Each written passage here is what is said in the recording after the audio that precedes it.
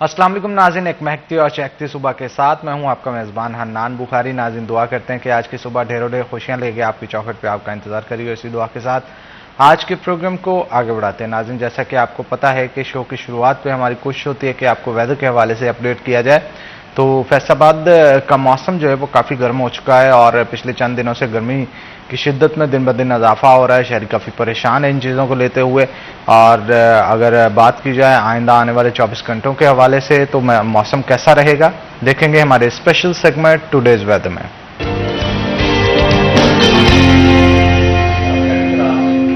फसी अदे हमारे साथ मौजूद होंगे। फसी, बताइएगा क्या सूरत हाल है मौसम की?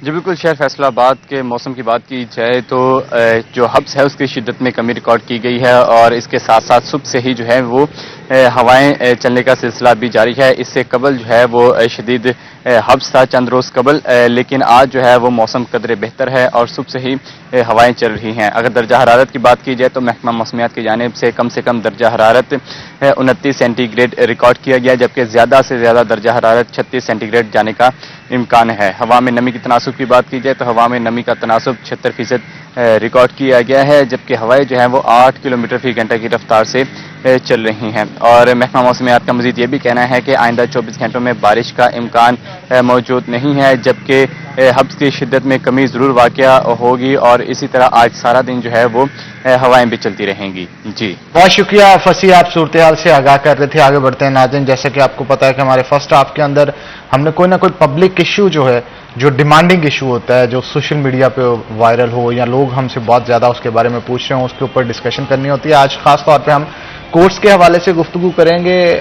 कोर्ट्स में जो केसेस हैं उसके हवाले से गुफ्तगू करेंगे। क्या जजेस की तादाद उतनी है जितनी अवाम है फैसलाबाद की, और जितने केसेस यहाँ पे लगाए जाते हैं उस हिसाब से जजेस की तादाद, और इसके साथ साथ बार के हवाले से भी गुफ्तगू करेंगे कि बार के अंदर कौन कौन से काम हैं जो कि चल रहे हैं और आने वाले दिनों के अंदर क्या वकला की बेहतरी के लिए काम जो है वो होते हुए नजर आ रहे हैं। और इसके साथ साथ ये भी हम के हेल्थ सेक्टर को भी छेड़ेंगे। हेल्थ सेक्टर के अंदर कौन कौन से इश्यूज हैं उनके ऊपर भी गुफ्तगू करेंगे। खास तौर पे गवर्नमेंट हॉस्पिटल्स के अंदर जो लेबॉर्ट्रीज हैं, उन लेबॉर्ट्रीज के अंदर जो टेस्ट किए जाते हैं, टेस्ट परफॉर्म किए जाते हैं, उनमें ट्रू फॉल्स आने के चांसेस बहुत ज़्यादा होते हैं। बहुत सारे लोगों की तरफ से शिकायतें भी की जाती हैं और इसकी वजह से मरीजों की जान को खतरा भी होता है, क्योंकि अगर एक टेस्ट जो है वो गलत आ जाता है तो ट्रीटमेंट जो डॉक्टर की तरफ से किया जाता है उस टेस्ट को मद्देनजर रख के किया जाता है। इससे क्या नुकसान हो सकते हैं और शहरियों को किन किन मसाइल का सामना है, और प्राइवेट लैब्स की तरफ, डॉक्टर्स की तरफ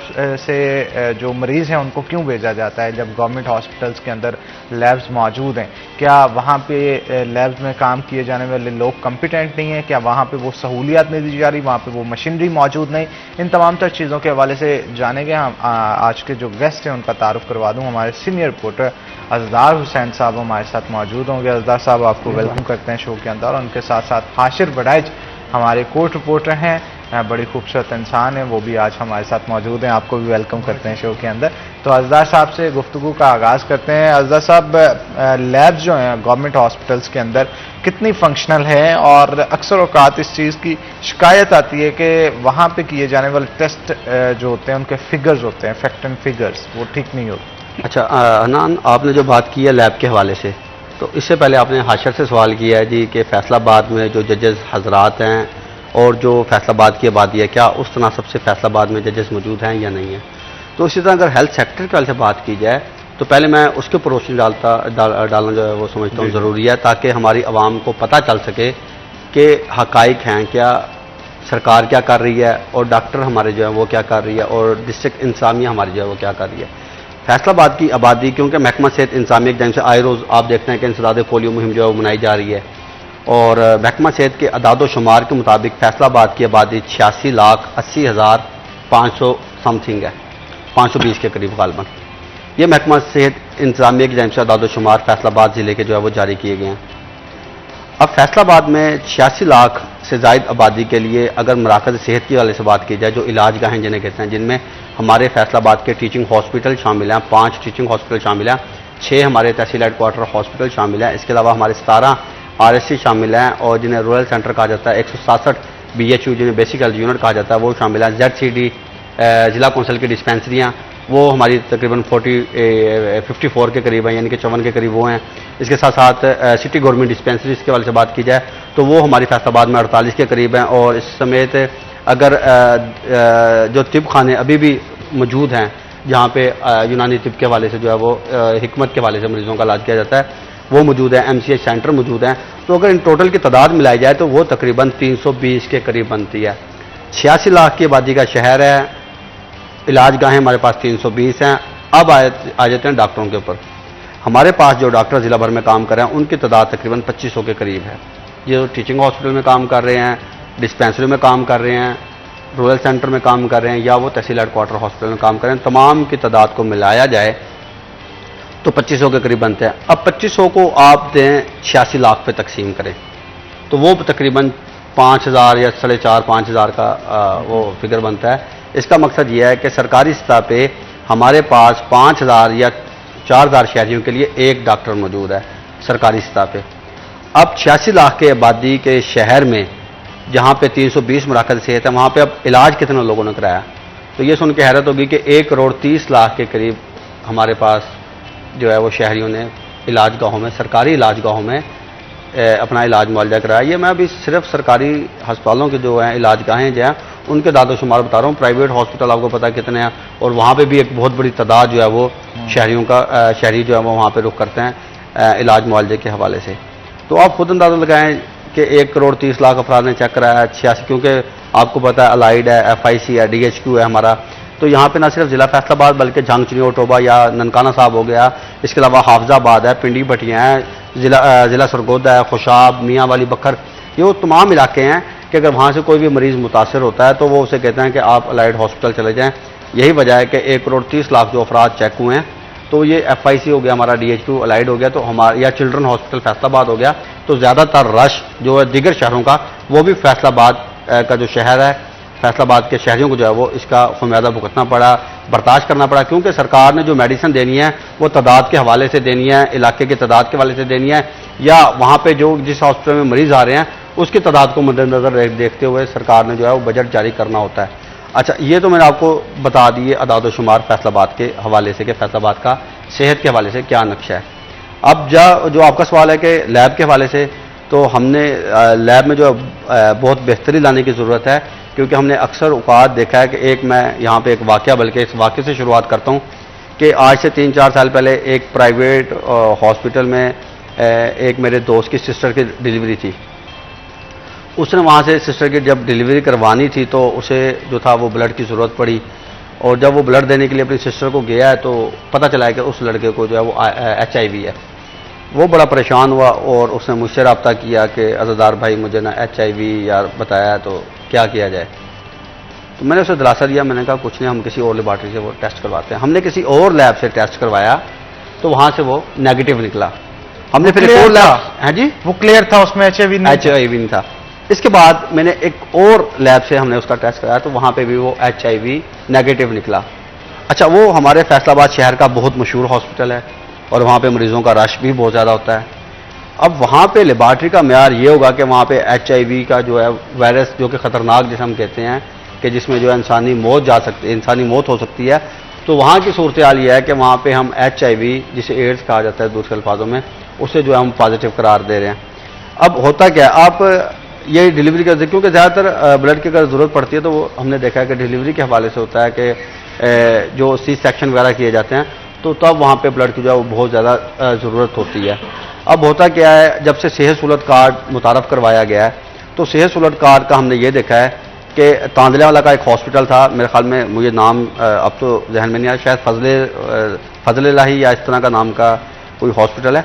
वहाँ पे 100% ख़वातीन के C-सेक्शन ही किए गए हैं, यानी कि 1% भी वहाँ पे नॉर्मल डिलीवरी नहीं की जा सकी। इसकी वजूहत क्या है? इसकी वजूहत ये है कि देखें, नॉर्मल डिलीवरी के ऊपर एक तो मेहनत ज़्यादा करनी पड़ती है, और दूसरा उसका जो फीस है उसकी वो फीस कम होती है। ठीक है, अब जो C-सेक्शन होता है उसमें वो कट लगाते हैं, बेबी डिलीवर करते हैं जल्द से जल्द, और जो है वो ज़्यादा से ज़्यादा इसके अमाउंट भी उन्हें मिलती है। मुझे याद पड़ता है जो स्टेट लाइफ का निज़ाम देख रहे हैं सेहत सहूलत कार्ड के वाले से, उनका नाम है अली रज़ा साहब। वो आए थे इधर फैसलाबाद मेडिकल यूनिवर्सिटी ऑडिटोरियम, तो उन्होंने खिताब किया था अलाइड DHQ और हमारे गिरदोनवा में जितने भी हॉस्पिटल हैं उनके इंतजामिया को बुला के और प्रोफेसर हजरात को बुला के, तो उन्होंने ये बात ऑन रिकॉर्ड कही थी कि जी जब से सी सेक्शन वगैरह बढ़े हैं, यानी कि ऑपरेशन वगैरह बढ़े हैं, तो इन्फेक्शन रेट भी जो है वो बढ़ गया है। ज़ाहिर बात है इन्फेक्शन रेट बढ़ना है, क्योंकि हमारे पास स्टरलाइजेशन के हवाले से स्टरलाइज का जो आपको पता है इंस्ट्रूमेंट को जो स्टरलाइज करना था उसका वो इतना वो निज़ाम वगैरह नहीं है, और उसके ऊपर इतना अमल दरामद भी जो वो नहीं किया जाता, क्योंकि इसमें महकमा सेहत के अफसरान ने, हमने आए रोज़ उनके विजिट देखते हैं कि जो विजिट करते हैं किसी भी हॉस्पिटल का, आप बाकियों को छोड़ें, आप ये इंडिपेंडेंट हॉस्पिटल लगाएं, आपको पता है कि 5 से 7 के 8 उनका ऑपरेशन थिएटर थे वो सील कर दिए गए, किसी वजूहात की बिना पे ही जो थे उनके ऑपरेशन थिएटर सील किए गए। गलत ऑपरेशन भी वहीं पे हुआ, वहाँ पे गलत ऑपरेशन भी जो था वो वहीं पे हुआ था। बात करने का मकसद ये है कि वो हमारे प्राइवेट हॉस्पिटल्स हैं जहाँ पे हज़ारों की तादाद में, मेरे ख्याल में शहरी माहाना की बुनियाद पे वहाँ पे विजिट करते हैं और इलाज मुआवजे के लिए वहाँ पे रजू करते हैं। और इन प्राइवेट हॉस्पिटल में हमारे बड़े मायानाज डॉक्टर जिनका जो बहुत मशहूर हैं, और आपने अगर उनसे ट्रीटमेंट करवानी है तो आपको महीना या 2 महीने इंतज़ार करना पड़ सकता है। तो उन हॉस्पिटल्स के ये हालात हैं कि वहाँ पे सीनियर डॉक्टर तो हमारे मौजूद हैं, मगर वहाँ पे लैब का जो निज़ाम है या ऑपरेशन थिएटर का जो निज़ाम है, जो कि इन्फेक्शन फैलने का बायस बन रहा है। मैं इस तमाम वाक़े को इस वास्ते जिक्र कर रहा हूँ कि इन तमाम का जिक्र लैब से जुड़ा हुआ है, क्योंकि आप किसी भी लैब में जब जाते हैं, आपने किसी भी मरीज़ को खून देना है तो उसके लिए सबसे पहले मेथड किट्स कहते हैं गालबन ना, वो सफ़ेद रंग की किट होती है, उसके ऊपर वो ब्लड लेते हैं और ब्लड लेके वो चेक करते हैं, पता करते हैं कि हेपेटाइटिस B है या C है कि नहीं। अच्छा, उसकी जो रिपोर्ट है वो 60% उसकी रिपोर्ट पैथोलॉजिस्ट बताते हैं, ऐसा मैं नहीं बताता, पैथोलॉजिस्ट से हमारी बात हुई है तो वो ये कहते हैं कि जो मेथड किट्स होती हैं वो 60% रिजल्ट ठीक बताती हैं, 40% उनका रिजल्ट जो है वो ठीक नहीं होता। यानी कि अगर किसी शहरी में हेपेटाइटिस C है और मेथड किट्स में वो नहीं आया तो वो समझें कि उसने नेगेटिव दिया है और वो ब्लड जो है वो इमरजेंसी तौर पे यूं ही मरीज़ को लग गया, और फिर ज़ाहिर बात है वो जो है इन्फेक्शन का बायस बनती है और उस शहरी को जो है वो मजीद हेपेटाइटिस का शिकार होना पड़ेगा, जो कि पहले इस वबा से में घिरा हुआ नहीं था, इस वबा से महफूज था। अच्छा, अब होता क्या, अब इसे किस तरह बचाया जा सकता है जी? इसके लिए अलाइजा एक होती है मशीन, किट होती है अलाइजा, वो कहते हैं कि जी इसका जब भी किसी वो एक्सपेंसिव नहीं होती इससे? नहीं, अभी वो भी मैं आपको उस वाले से बताता हूँ, मगर उसका होता यह है कि अलाइजा वो करवाते हैं हेपेटाइटिस C के हवाले से, अगर आपने PCR वगैरह करवाना है। अब वो कहते हैं कि हम हर मरीज़ का अलाइजा नहीं करवा सकते, क्योंकि जो भी हमारे पास इमरजेंसी मरीज़ आ रहा है तो अलाइजा के लिए 3 घंटे, कोई 6 घंटे, कोई 8 घंटे या 24 घंटे मेरे ख्याल में दरकार होते हैं कि अलाइजा जब तक मशीन जो है वो टेस्ट होके नहीं करेगी अलाइजा, तब तक आप जो है वो आपको इंतज़ार करना पड़ेगा, तब तक मरीज़ की जो है वो मौत भी वाक़या हो सकती है कि ब्लड ना मिलने के बायस उसे जो है वो इंतज़ार करना पड़ेगा और तवील इंतज़ार करना पड़ेगा। इसलिए वो क्या करते हैं, इसलिए वो मेथड किट्स का इस्तेमाल करते हैं। मेथड किट्स के ज़रिए जो है वो जिस खातून की डिलीवरी हो रही है या कोई ट्रैफिक हादसात में शिकार जो अफराद हैं वो किसी सर्जिकल इमरजेंसी में पहुँचे, वहाँ पर उन्हें ब्लड की जो अशद ज़रूरत है और फौरी ज़रूरत है, तो मेथड किट्स के जरिए वो चेक किया जाता है और उसका 60% जो है वो रिजल्ट है पैथोलॉजिस्ट के मुताबिक, 40% जो है वो उसका रिजल्ट नहीं है। तो कहा जा सकता है कि जब हमारे लैब के इस तरह का निज़ाम होगा कि हम अलाइजा वगैरह नहीं कर सकते, इसका तरीका ये भी हो सकता है कि आप अलाइजा करके अगर कोई हमारे पास इमरजेंसी मरीज़ आ रहा है तो हम उनके लिए बोतलें वगैरह रख सकते हैं, ब्लड के हवाले से, तमाम खून के अमराज के हवाले से महफूज रखी जा सकती हैं कि अगर कोई इमरजेंसी मरीज़ आता है तो उसे वहाँ से ब्लड बैंक से वो उस मुतलका जो उसका खून का ब्लड टेस्ट है उस खून के हवाले से जो है वो ग्रुप के हवाले से उसे वहाँ से बोतल लेके लगाई जा सके। तो अगर करना चाहे तो हो सकता है। इसके ऊपर मैंने कई दफ़ा जो है वो vice chancellor Faisalabad medical university के साथ बात की है, अपने सिटी 41 के प्लेटफॉर्म से मैंने कई दफ़ा इस इशू को जो है उजागर किया है। इसके साथ साथ secretary blood transfusion authority madam Ayesha थी गालबन या शाइस्ता थी, नाम मुझे सही तरह याद नहीं आ रहा, उन्होंने जब विजिट किया था ये ब्लड ट्रांसफ्यूजन अथॉरिटी के हवाले से कि जितनी भी प्राइवेट लैब हैं या सरकारी लैब हैं वो ब्लड ट्रांसफ्यूजन जो पंजाब है उसके साथ मुंसलिक होंगी, तो इसका ऐसा निज़ाम जो बेहतर होगा। तब मैंने उनसे सवाल किया था, तो मैंने कहा था मैडम तो इस हवाले से इस कमी को किस तरह दूर किया जा रहा है कि मेथड किट्स के ऊपर जो है वो मरीजों के टेस्ट किए जा रहे हैं और यूं जो है ब्लड मरीजों को लग जाता है। बिल्कुल, इस पे मजीद गुफ्तगू करेंगे, लेकिन एक छोटी सी ब्रेक के बाद ब्रेक लेंगे। ब्रेक के बाद दोबारा हाजिर होते हैं, आपने कहीं नहीं जाना, हमारे साथ हैं।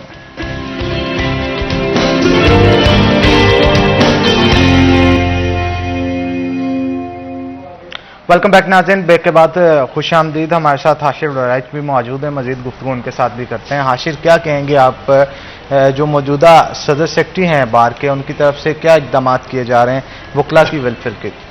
सबसे पहले तो हनान भाई आपका बहुत शुक्रिया। और दूसरा, आपने प्रोग्राम के शुरू में एक बात की थी जजेस की कमी के हवाले से, तो मैं मेरे ख्याल में सबसे पहले वहीं से बात शुरू करूंगा, क्योंकि बार के अगर मसाइल की या बार में फला के जो काम हो रहे हैं अगर उनकी बात की जाए तो वो मामला सिर्फ जो है वो वकला की हद तक है, उसमें वकला की बेहतरी हो सकती है। लेकिन अदालती मामला की अगर बात की जाए तो उसमें हर कोई जो है वो जुड़ा हुआ है।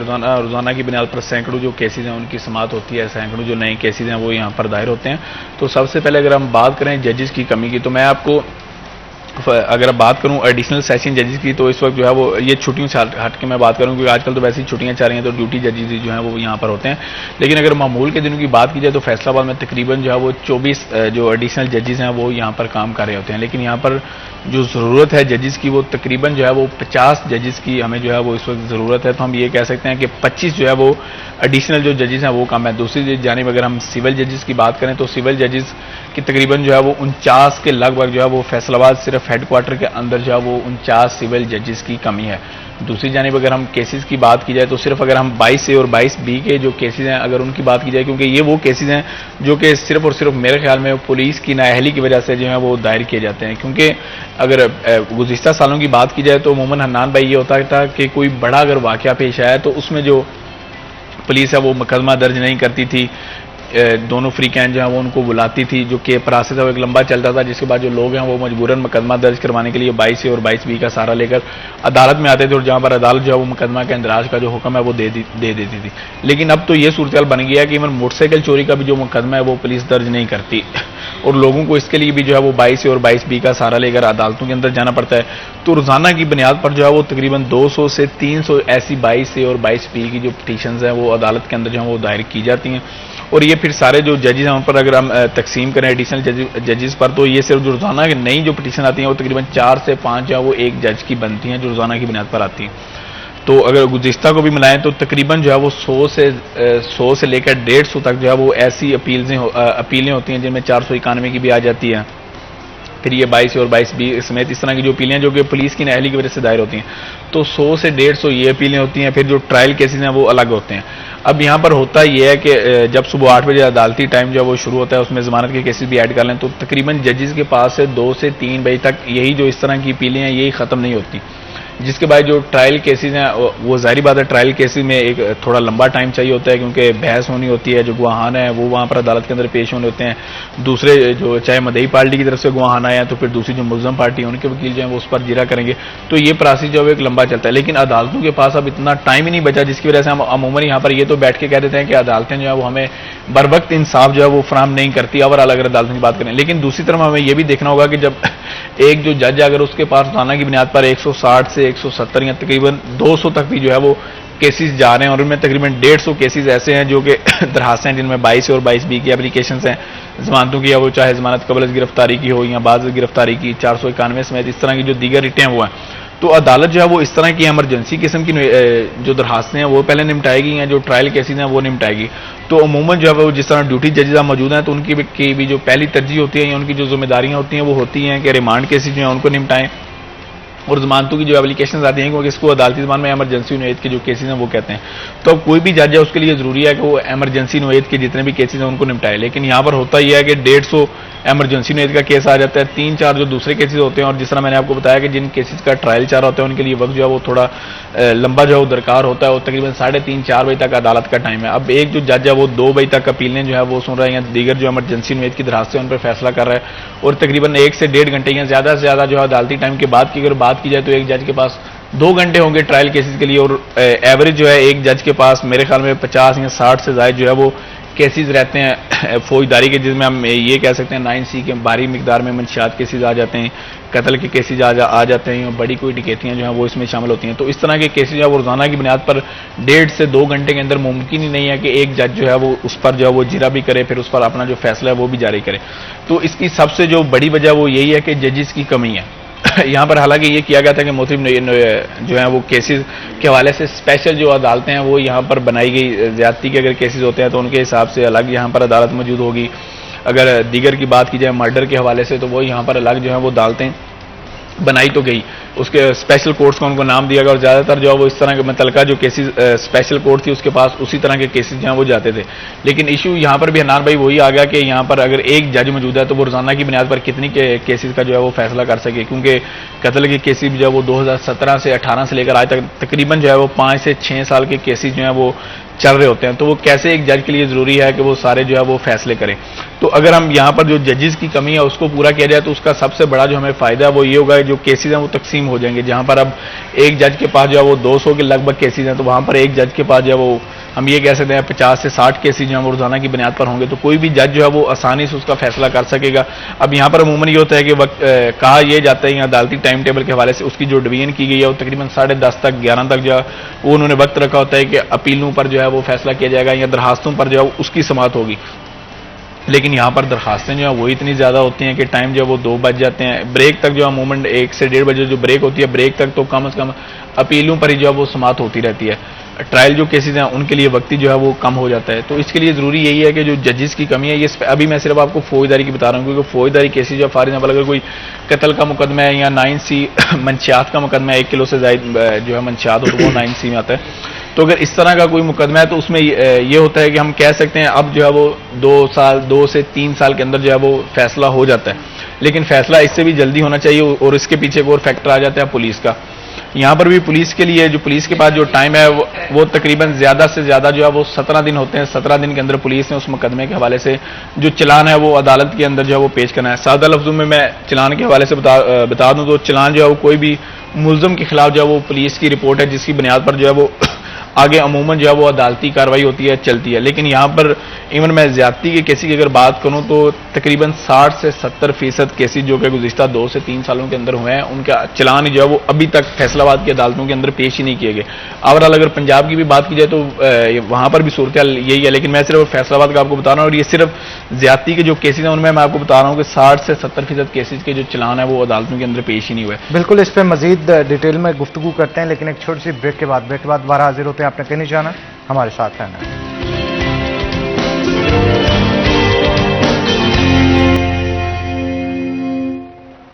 वेलकम बैक नाज़रीन, ब्रेक के बाद खुश आमदीद। हाशिर वड़ाइश हमारे साथ मौजूद हैं, मजीद गुफ्तगू हाशिर के साथ करते हैं। हाशिर, मजीद आप क्या कहेंगे जजेस के हवाले से, ये मसला हल होता हुआ दिखाई देता है कि नहीं?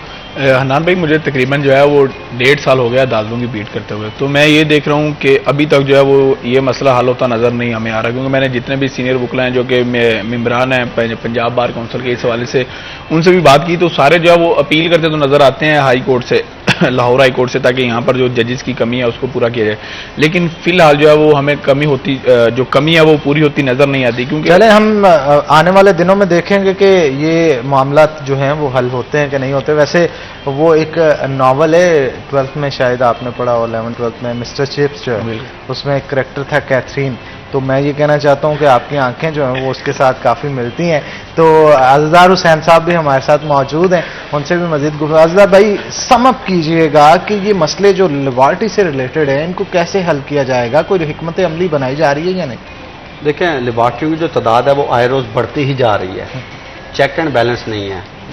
पिछले दिनों जब मैं बात कर रहा था, आपको बता रहा था अभी प्रोग्राम में ब्रेक से पहले, कि हमारे पास पंजाब ब्लड ट्रांसफ्यूजन अथॉरिटी एक महकमा तो बना दिया गया है।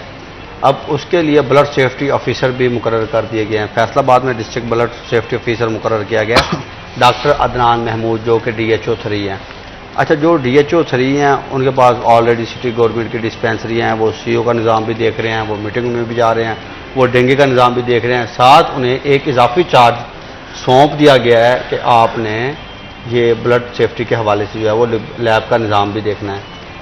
अमले की जो कमी है वो सिर्फ जुडिशरी में नहीं है। आप किसी भी महकमे में चले जाएं, महकमा तलीम में चले जाएं, महकमा सेहत में चले जाएं, किसी भी महकमे को ले लें, वहाँ पे आपको अमले की कमी जो है वो वहाँ पे रोते हुए आपको जो है वो नज़र आएगी।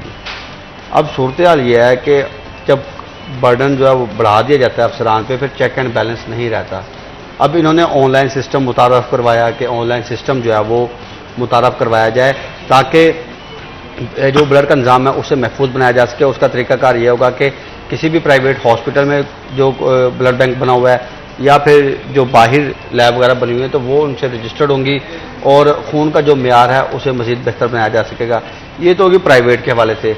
मैंने आपको पहले बताया था कि जब सेक्रेटरी ब्लड ट्रांसफ्यूजन अथॉरिटी आई थी तो मैंने उनसे सवाल किया था, तो उसके जवाब में उनका ये कहना था कि हम जल्द अलाइजा मशीनें जो हैं वो हस्पतालों में फराहम कर रहे हैं। मगर सूरत हाल ये है कि अभी तक इस बात को भी मेरे ख्याल में, ये कोरोना की वबा से पहले की बात कर रहा हूँ, तकरीबन 3 से 4 साल हो चुके हैं, अभी तक जो अलाइजा मशीनें हैं वो फैसलाबाद के किसी भी सरकारी हॉस्पिटल में जो है वो हुकूमत की जानिब से फराहम नहीं की गई। अब ऐसे हुआ है कि फैसलाबाद में एक blood transfusion centre, regional blood transfusion centre के नाम से अलाइड हॉस्पिटल में एक सेंटर बनाया गया है, जहाँ पे ये कहा गया है कि 5000 से ज़ायद जो शहरी हैं वो खून के हवाले से जो है वो मुस्तफ़ीद हो सकेंगे, कि 5000 अफराद को वहाँ पे खून की बैक वक्त में जो है वो में सहूलत मुयसर आ सकेगी। तो अब उसके लिए जो अमला दरकार है, अब वो एक बिल्डिंग तो बना दी गई है, अब बिल्डिंग के बाद उसे चलाना किसने है, उसके लिए अमला वहाँ पे मौजूद होना चाहिए।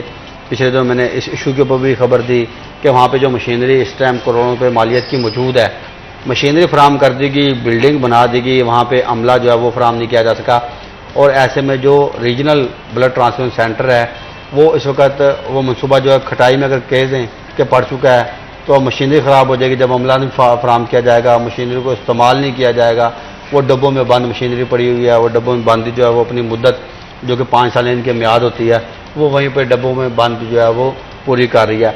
जब प्राइवेट लेबार्ट्रियों का तो निज़ाम और हो गया, जब तक हम सरकारी अस्पतालों में जहाँ पे शहरियों की बहुत बड़ी तादाद इलाज मुआवजे के हसूल के लिए वहाँ का रुख कर रही है, तो ऐसी जगहों पे जो है वो अलहदा मशीनें नहीं हैं, तो प्राइवेट हॉस्पिटल या प्राइवेट लैब से आप किस तरह तवक्को कर सकते हैं कि इनके साथ जो है वो यहाँ पे ये खून की जो सहूलत है वो बेहतर हो सकेगी। इसके साथ साथ पंजाब हेल्थ केयर कमीशन का महकमा बनाया गया है, वो भी मुख्तलिफ इलाकों में जाते हैं, विजिट करते हैं, मगर बेहतरी कहीं भी 1% भी कहना कि कहीं पे भी 1% जो है वो बेहतरी होती हुई नजर आ रही है। बेहतरी वो कहीं होगा पे भी कैसे?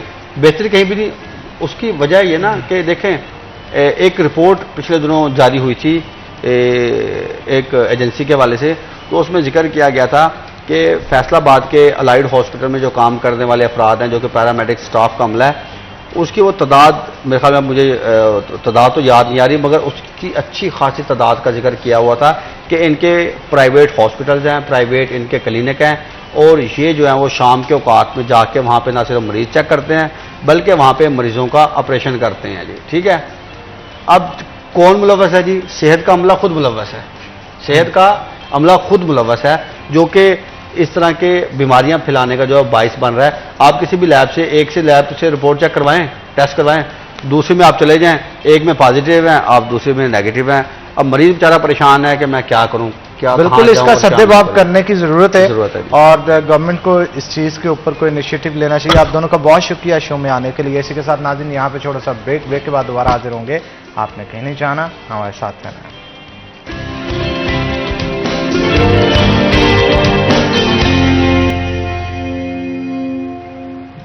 वेलकम बैक नाज़रीन, ब्रेक के बाद खुश आमदीद नाज़रीन। जैसा कि आपको पता है कि सेकंड हाफ जो है स्टार्ट हो चुका है और सेकंड हाफ के अंदर हमारी कोशिश होती है कि जैसे फर्स्ट हाफ के अंदर हम इश्यूज़ के ऊपर डिस्कशन करते हैं, हम इशू को तब्दील करके जो हॉट टॉपिक्स होते हैं या किसी भी फील्ड से रिलेटेड जो हैं वो इश्यूज़ होते हैं उनको सामने लाया जाता है। ना सिर्फ सामने लाया जाता है बल्कि उस फील्ड से रिलेटेड लोगों को अपने शो के अंदर बुला के उनके साथ उस मौजू पे गुफ्तगू भी की जाती है। आज हम खेलों के हवाले से ख़ास तौर पे गुफ्तगू करेंगे क्योंकि बहुत सारे स्पोर्ट्स मेंस और वुमेन्स ऐसे हैं हमारे फैसलाबाद के अंदर जिनको मुनासिब ट्रैक्स ना मिलने की वजह से और इसके साथ साथ मुनासिब सहूलियत ना मिलने की वजह से वो उस तरह से परफॉर्म नहीं कर पाते जिस तरह से उनको करना चाहिए। बहुत सारे अपने ताईं वो कोशिश तो करते हैं, बहुत सारे मेडल्स भी नेशनल लेवल पे लेके आते हैं, लेकिन जब इंटरनेशनल मेयार की चीज़ें उनको मुहैया नहीं की जाएंगी, उनको कोई स्टाइपेंड नहीं उनका लगाया जाएगा मंथली, उसकी वजह से बहुत सारे इश्यूज जो हैं वो फेस करने पड़ते हैं।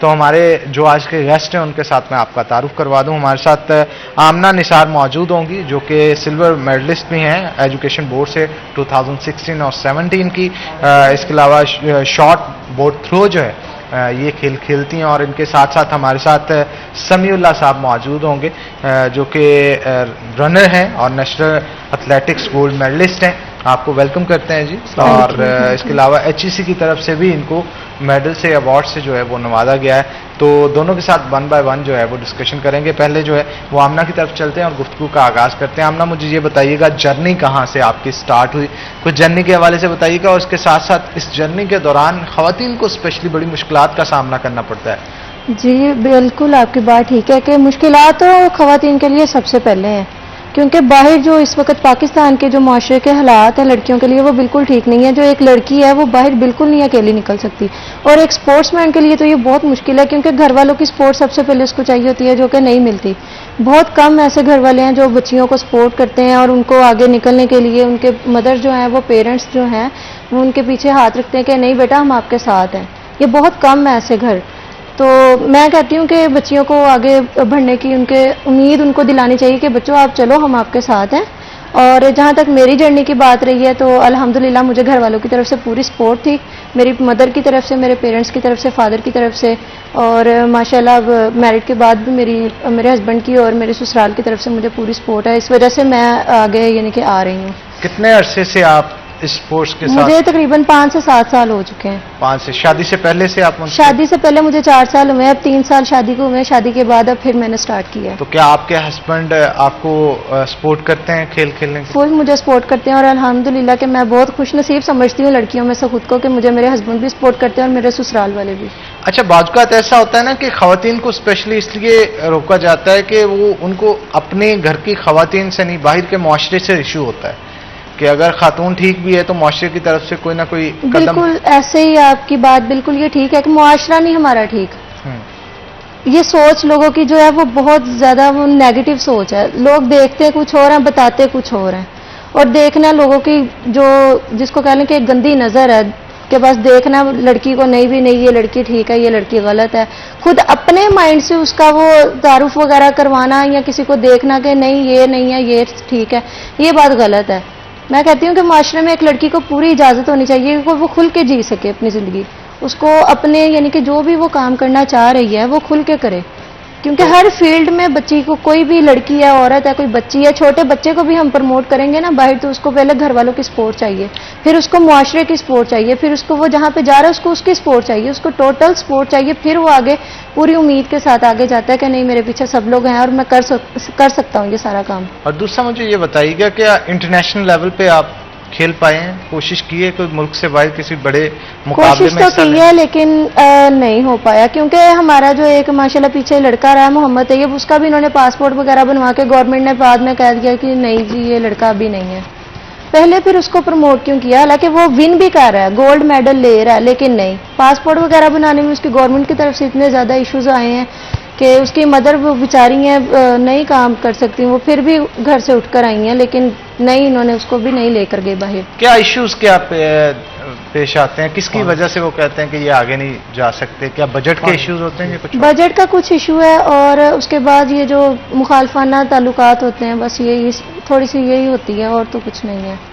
मुखालफाना ताल्लुकात मतलब क्या किसी और को प्रमोट किया जाता है, कोई सियासत चल रही है? बिल्कुल बिल्कुल, सियासत, हर चीज में आजकल सियासत है, वहाँ पे सियासत बहुत ज्यादा है। किस ये तरह नहीं है की कि सिर्फ सियासत? बाहर सियासत है, ये स्पोर्ट्स में भी सियासत चल रही है। ठीक है जी, हमारे साथ समीउल्लाह भी मौजूद है, उनसे भी बात करते हैं। समीउल्लाह, सियासत की बात हो रही है, किस तरह की सियासत होती है? एक दूसरे की टांग खींची जाती है? जी, एक दूसरे की टांग खींचते हैं, इस तरह करते हैं कि कोई किसी और का प्लेयर क्यों जाए, हमारा जाए, जिस तरह जिसकी वाकफियत होती है उस तरह काम चलाते हैं।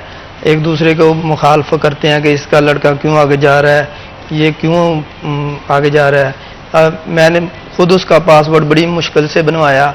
पहले तो कहते हैं जल्दी बनाओ, अर्जेंट बनाओ, ट्रैक फास्ट पर जाकर बनाओ, मैंने बड़ी मुश्किल से बनाया। जब उन्होंने पासपोर्ट लिया कर दिया तो कह रहे कि अभी फंड नहीं है, अंडर 16 में जाना था मेरे लड़के ने, उसने, लेकिन उस भेजा नहीं गया। लेकिन पहले कोई सियासत नहीं थी, वो टैलेंट की बुनियाद पर सिलेक्ट हुआ था। सिलेक्ट होने के बाद लेकिन उन्होंने फिर भी नहीं ले गए, बाद में कोई सियासत चल गई लेकिन लड़के को नहीं ले गए। अगर इंशाल्लाह जाता, पूरी उम्मीद थी कि वो अंडर 16 में गोल्ड मेडल लेकर आता। तो आपने कोई जो स्पोर्ट्स ऑफिसर हैं या? सर मैंने बहुत बात की, बहुत कोशिश की, बहुत उन्हें जाकर कहा, फिर एक ही बहाना लगाते कि हमारे साथ हमें गवर्नमेंट फंड नहीं दे रही। फेडरेशन वालों ने यही फंड एलोकेट जो है वो नहीं किए जाते। अच्छा मुझे बताइएगा, रनिंग क्योंकि आप करते हैं, तो फैसलाबाद के बच्चों में कितना पोटेंशियल है स्पोर्ट को लेकर, एथलेटिक्स को लेकर? सर फैसलाबाद में बहुत टैलेंट है। फैसलाबाद की ऐसी सरजमीन है, तकरीबन ऑल पाकिस्तान में सबसे ज़्यादा प्लेयर फैसलाबाद की है। जैसे कि मैंने गेम स्टार्ट की, मैं एक गांव से बिलीव करता हूँ, 84 जिम्बे सरशमीर। अच्छा सरशमीर से हैं? सरशमीर से हैं जी सर। तो सर उधर से कॉलेज गांव में मैट्रिक की, मैट्रिक के बाद मैंने कॉलेज आना स्टार्ट किया। तो हम ट्रेन पे आते जाते थे, ट्रेन को इस तरह भाग के पकड़ना था। हमें पता ही नहीं था कि एथलेटिक्स के भी, दौड़ के भी मुकाबले होते हैं। हम तो ऐसे करते कि ट्रेन को भाग कर पकड़ना है। जब ट्रेन पकड़ते पकड़ते ट्रेन के साथ साथ भागना है। तो सर इस तरह कॉलेज में एक दिन नोट्स बोर्ड पर नोटिस लगा कि कंपटीशन होंगे, रेसिंग के मुकाबले होंगे। सर मैंने पार्टिसिपेट किया, मैंने विन किया। उधर के प्रोफेसर थे, प्रोफेसर लियाकत साहब, उन्होंने मुझे गाइड किया। गाइड करने के बाद उन्होंने मेरा एक अच्छे उस्ताद के पास भेजा, उस्ताद अब्दुल क़य्यूम, जिनका नाम है पाकिस्तान में, पाकिस्तान के एथलीटों में उनका नाम है। उन्होंने हज़ारों प्लेयर, ओलंपिक लेवल के प्लेयर तैयार किए हैं, लेकिन उनकी 2015 में डेथ हो गई, जिनकी वजह से हमारा क्लब पीछे चल गया। तो सर उधर नोटिस बोर्ड पर लगा, तो मैं उधर से विन करता है, बोर्ड विन किए। फिर मैं यूनिवर्सिटी में आ गया। यूनिवर्सिटी के बाद मैंने फिर इस तरह नेशनल लेवल खेल लिया। नेशनल लेवल तक मैंने गोल्ड मेडल हासिल किया। ठीक है, नेशनल लेवल तक आप जो है वो खेलें। अच्छा मुझे बताइएगा कि बहुत सारे स्टूडेंट्स ऐसे होते हैं जो कि खेलों में जाना चाहते हैं, लेकिन फैमिली के प्रेशर की वजह से जा नहीं पाते।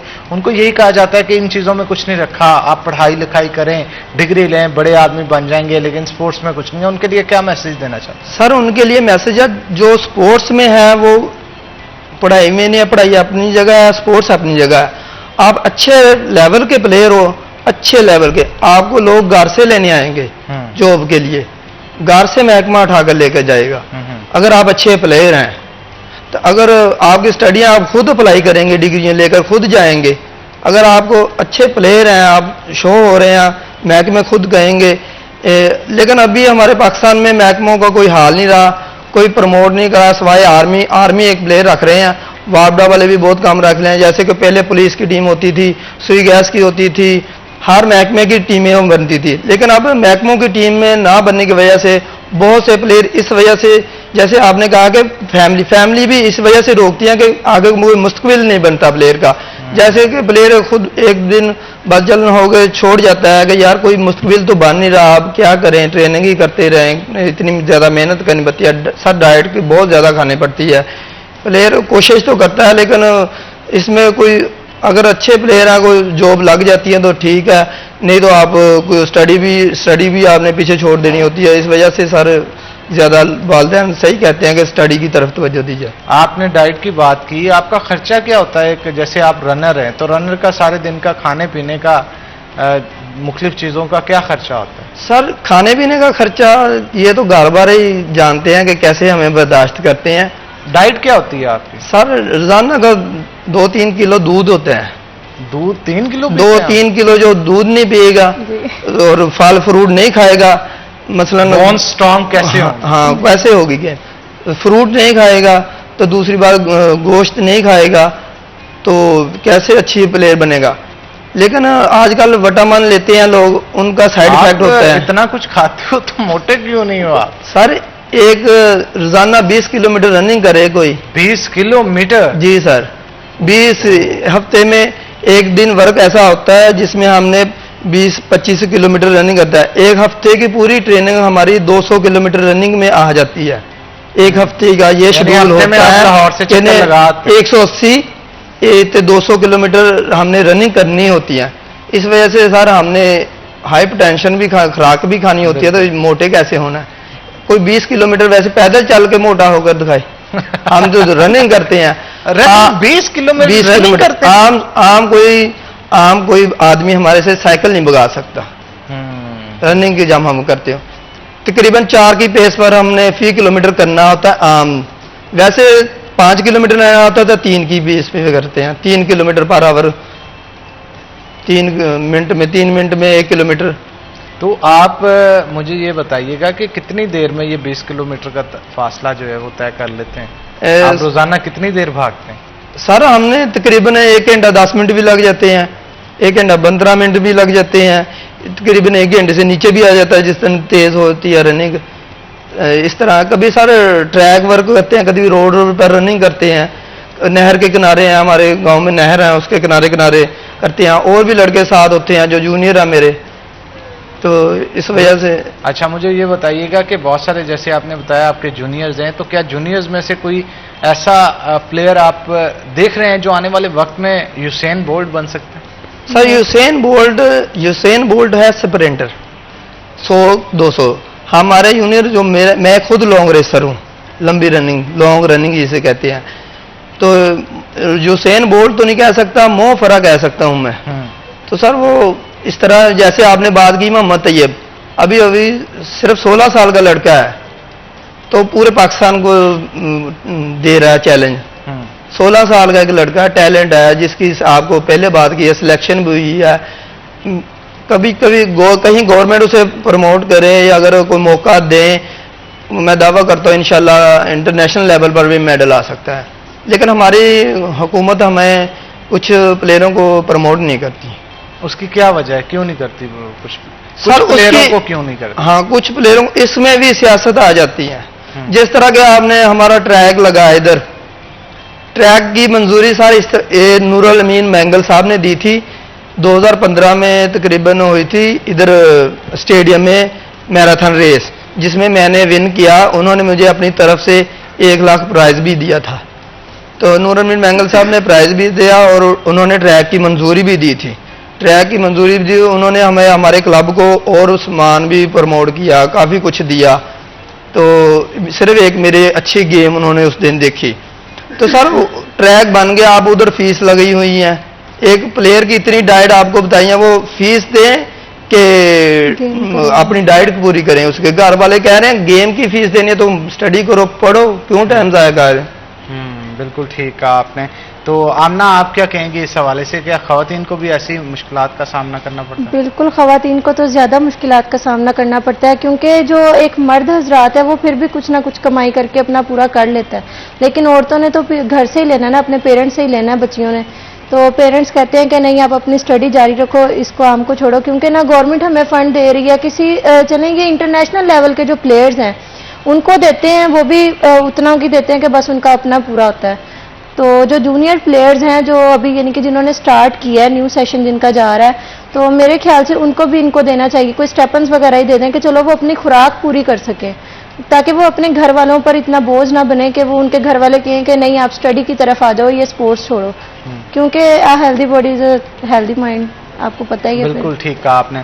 और मुझे बताएं कि आप भी क्योंकि एक प्लेयर हैं, तो आपकी डाइट का खर्चा क्या होता है? क्या क्या डाइट इस्तेमाल करते हैं रोजाना? सेम जो रनर को चाहिए, लेकिन थोड़ा सा इसमें देसी घी वगैरह आ जाता है, उसके बाद इसमें दूध आ जाता है और एग आ जाते हैं, अंडे वगैरह, उसके बाद मीट आ जाता है। तो बस ऐसे की चीज़ें यानी कि खानी चाहिए बच्चों को। वैसे भी जो जूनियर प्लेयर्स हैं मैं उनको भी यही कहूँगी, जो सीनियर्स हैं जो मल्टीविटामिन यूज़ करते हैं और वैसे वो ये क्रिएटिन वगैरह यूज़ करते हैं, मेरे ख्याल से उनको नहीं यूज़ करनी चाहिए। ये देसी चीज़ों पे आएंगे तो बहुत जल्दी करेंगे। ये विटामिन मजीद गुफ्तगू करते हैं, लेकिन एक छोटी सी ब्रेक के बाद दोबारा हाजिर होते हैं। आपने कहीं नहीं जाना, हमारे साथ हैं।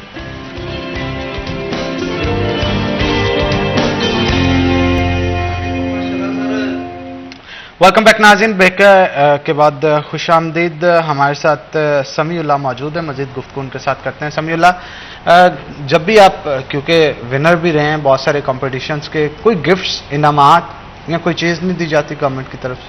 सर गवर्नमेंट की तरफ से इनाम कैश प्राइज वो मिलता है, क्रैश प्राइज भी मिलता है, थोड़ा बहुत कम होता है उस हिसाब से। एक दफ़ा मुझे, जैसे भी मैंने बात पहले भी की थी कि एक दफ़ा मैंने इधर फैसलाबाद में मैराथन रेस हुई थी, जिसमें मुझे उन्होंने कुछ क्लब्स के लिए ना, क्लब के लिए सामान दिया था। सामान दिया था, वो उसमें ना सामान दिया और 2-3 साल बाद मेरे उस्ताद की डेथ हो गई। वो बाद में ना मुझसे सामान मांगना शुरू कर दिया वो डिस्ट्रिक्ट ऑफिसरों ने, नहीं, सामान किसने दिया था? सामान मुझे डीसीओ साहब ने दिया था गिफ्ट के तौर पर। अच्छा जी। आपने कोई कंपटीशन विन किया था? हाँ जी, उस दिन मैंने कंपटीशन विन किया था, marathon race, all Pakistan marathon race थी। इधर फैसलाबाद अकवार स्टेडियम से शुरू होकर कनार रोड से होते हुए तकरीबन 12 से 14 किलोमीटर थी। ठीक है सर, उसमें मैंने जीता। उन्होंने मुझे कैश प्राइज अपनी जेब से दिया 1 लाख रुपया। उन्होंने कैश प्राइज भी दिया और जो डिस्ट्रिक्ट स्पोर्ट्स ऑफिसर थे उन्हें बकायदा कहा, उन्होंने पूछा बाकायदगी से कि क्या चाहिए आपको, क्या क्लब के लिए क्या चीज़ चाहिए, तो हमारे साथ भी इस तरह मौजूद थे। फिर हमारे उस्ताद ने ही कहा था कि हमें सामान वगैरह चाहिए, तो और उन्होंने हमें डिस्ट्रिक्ट वालों को कहा कि सामान दो, इन्हें सारा सामान अवेलेबल होना चाहिए। लेकिन उन्होंने कुछ थोड़ा बहुता दिया, लेकिन जब हमारे उस्ताद की डेथ हो गई वो ही सामान वो मुझसे मांगने लगे बड़े। वो जो उन्होंने एज अ गिफ्ट दिया था आपके क्लब को? जी, वो ही मुझे मांगना शुरू कर दिया। जब मैंने कहा मैं नहीं देना, तो वो कभी मेरे घर तक चक्कर लगाते रहे, घर के आने के बाद में उन्होंने कह रहा कि इसका क्लब चला रहा था। फिर मैं अपने उस्ताद की जगह, उन्होंने कहा इनके क्लब की एंट्री ग्राउंड में ट्रैक में एंट्री बंद करो, जबकि वो मेरी वजह से ही मंजूर हुआ था ट्रैक।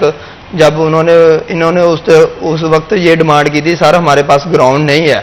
तकरीबन उन्होंने 9.5 करोड़ रुपया खर्च किया उस ट्रैक पर, लेकिन सर वो सामान ही मुझसे जब तक मैंने वापस नहीं दिया तब तक इन्होंने मेरी जान नहीं छोड़ी। अच्छा। और मुझे धमकियां तक लगाते रहे, बहुत ज्यादा धमकियां लगाते रहे। अच्छा, डीसी साहब की तरफ से नूरुल अमीन मिंगल होते जी थे, जी, डीसीओ नूर अमीन, उनकी तरफ से मिला जी, और फिर बाद में इनकी तरफ से ले लिया गया। अब कंपटीशन तो आपने विन किया था, दिया भी आपको गया था, आपके क्लब को दिया गया। इन्होंने किस जिमन में वो ले लिया, और क्या आपने जाके कभी डीसी फैसलाबाद को या कमिश्नर को बताया कि मेरे साथ ये मामला पेश आया? सर इस वजह से नहीं बताया कि बाद में हमें वो जाने नहीं देंगे, इनकी रनिंग की एंट्री बंद कर देंगे। बंद कर दी थी। अच्छा, इन्होंने बंद कर दी थी, लेकिन दोबारा मैंने 2019 में जब उधर पंजाब गेम्स हुई, सिर्फ फैसलाबाद में एक 1500 मीटर में मेरा ही गोल्ड मेडल था और किसी लड़के का गोल्ड मेडल भी नहीं था, सिर्फ एक मैं ही था गोल्ड मेडल फैसलाबाद में का। इस वजह से दोबारा फिर इन्होंने मेरी एंट्री भी, शर्म हो गई, इन्होंने मेरी एंट्री की उधर ग्राउंड में। तो मुझे पता चला कि आपके घर पुलिस भी लेके गई? जी, बहुत धमकियां मुझे लगाते रहे। पुलिस लेके गए थे? जी। तो आपने पूछा नहीं कि क्या मुकदमा है जिसकी वजह से, या कौन कह रहे कि गवर्नमेंट का तुम सामान कब्जे में लेकर बैठे? उनको कहना था कोई डॉक्यूमेंटेशन दिखाएं। मैंने कहा कि बताओ किस तरह बात हुई, किस तरह की क्या चीज है, तो सबको सर फिर मुझे मजबूरन देना पड़ा। ये तो बड़ा ही कोई मेरे ख्याल में कोई गिरा हुआ काम है कि अगर किसी को कोई इनाम की सूरत में कोई सामान दे दिया जाए डीसी फैसलाबाद की तरफ से, और फिर स्पोर्ट्स ऑफिसर की जानिब से राना हमाद साहब की तरफ से लिया गया। तारक नजीर साहब थे उधर, तकरीबन डीसीओ डीएसओ तारक। आप अभी राना हमाद साहब का बता रहे हैं? तारक नजीर और राना हमाद दोनों मेरे घर पहुंचे।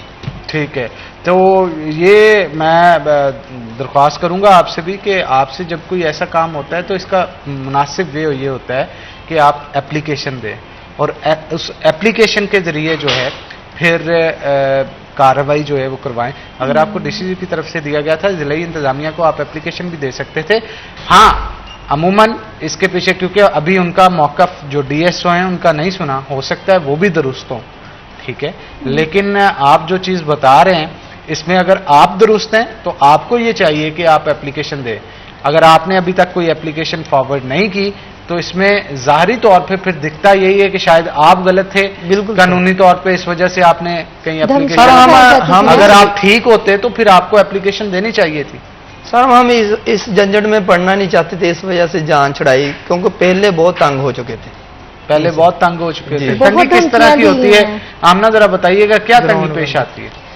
तंगी तो यही है भाई, धमकियां बहुत ज्यादा मिलती हैं सर। धमकियां किस किस्म की? कि हम तुम्हारा ट्रैक पे आना बंद कर देंगे, तुम्हारे जितने भी नेशनल में गोल्ड मेडल्स आए हैं या पंजाब में आए हैं, हम उनको सबको झूठा करार दे देंगे कि नहीं ये इसके नहीं है, ये किसी और के हैं।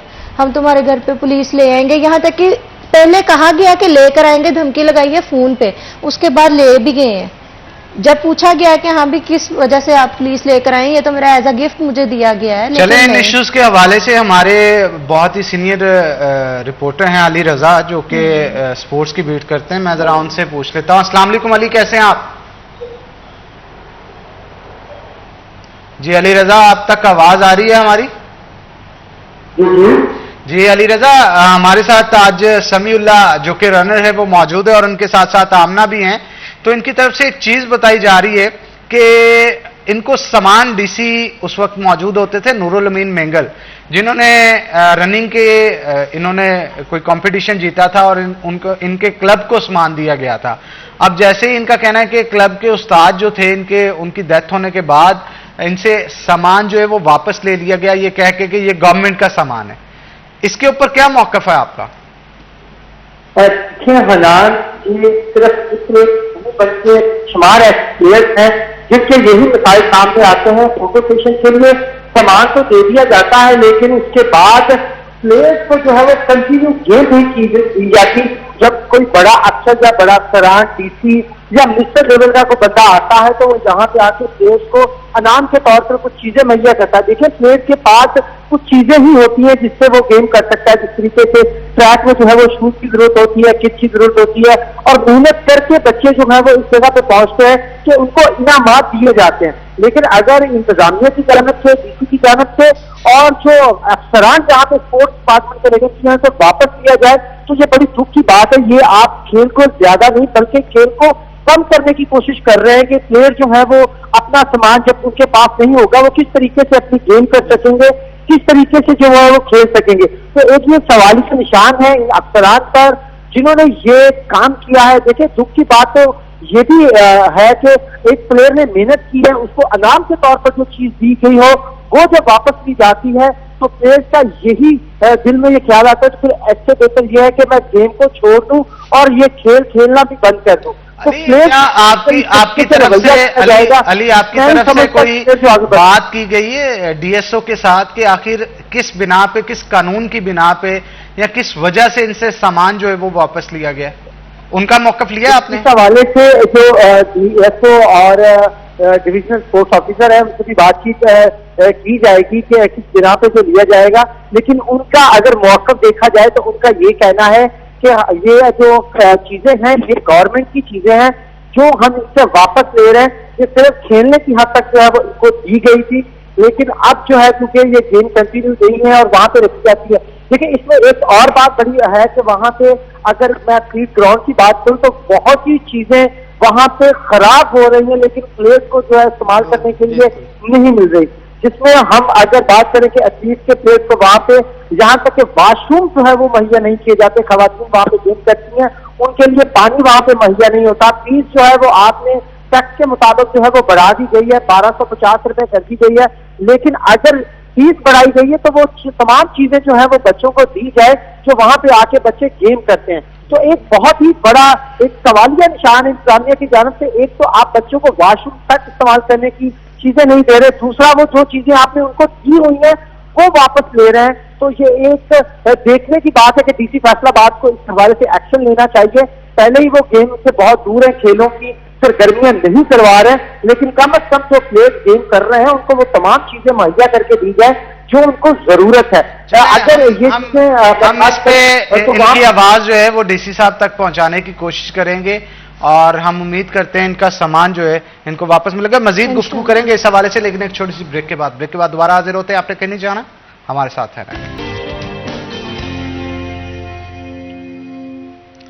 वेलकम बैक नाज़रीन, ब्रेक के बाद खुश आमदीद। नाज़रीन, जैसा कि आपको पता है कि ब्रेक से पहले हमारी डिस्कशन जो है वो कुछ स्पोर्ट्स के रिलेटेड जो लोग थे उनके साथ चल रही थी। एथलेटिक्स के हवाले से कहा जा रहा था कि हर्डल्स जो हैं वो यूज़ नहीं करने दी जाती। वजूहात ये बताई जा रही थी कि कोई भी इवेंट आता है जैसे स्पोर्ट्स के हवाले से तो तब इन हर्डल्स को यूज़ करने के लिए फिर जो ट्रैक्स हैं उनके ऊपर लगाया जाता है। लेकिन प्लेयर्स की तरफ से ये कहा जा रहा था कि अगर हर्डल्स नहीं लगाई जाती तो वो प्रैक्टिस किस चीज़ के ऊपर करेंगे।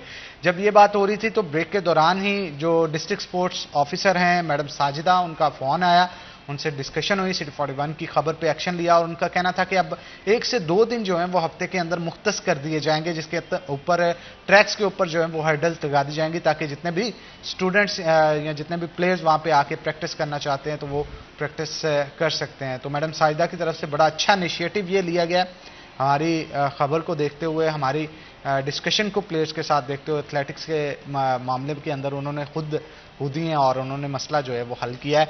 तो क्या कहेंगे जनाब, अब सुकून है आपको? जी बहुत शुक्रिया मैडम का, बहुत शुक्रिया सिटी 41 का, थैंक यू। देखें, यही बात है जो मैं आपको समझाना चाह रहा था।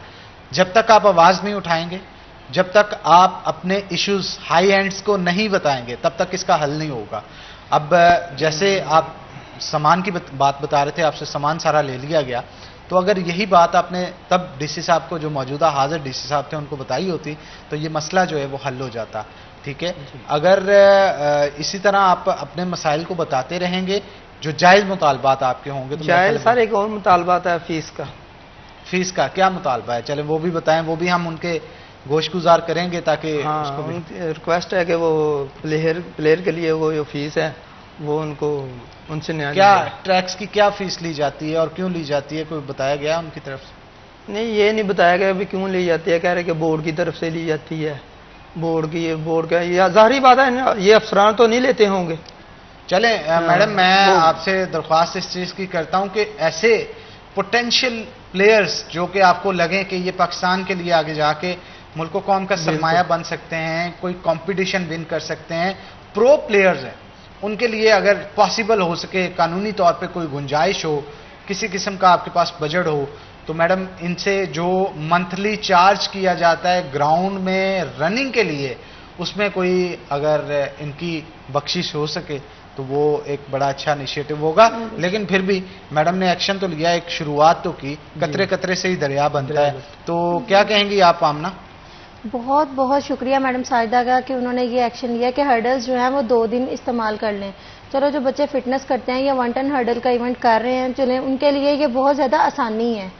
तो इस बात पे मैं मैडम का बहुत ज़्यादा शुक्रगुजार होंगी। लेकिन मैम को चाहिए कि जो बच्चों के ऊपर फीस है, जो अभी उन्होंने बढ़ा के 1250 कर दी, यानी कि 1250 रुपये कर दी हुई है इन्होंने, मैं कहती हूँ कि आम प्लेयर जो है वो नहीं इतनी अफोर्ड कर सकता, वो अपनी डाइट करें या अपनी फीस करें या अपने आने जाने के जो अखराजात हैं वो पूरे करें। चलें, इस पे भी हम उनसे बात करेंगे। आप दोनों का बहुत शुक्रिया शो में आने के लिए। इसी के साथ नाज़रीन, आज के प्रोग्राम से अपने मेज़बान हनान बुखारी को दें इजाज़त, फिर होगी आपसे मुलाकात। तब तक के लिए अल्लाह हाफ़िज़।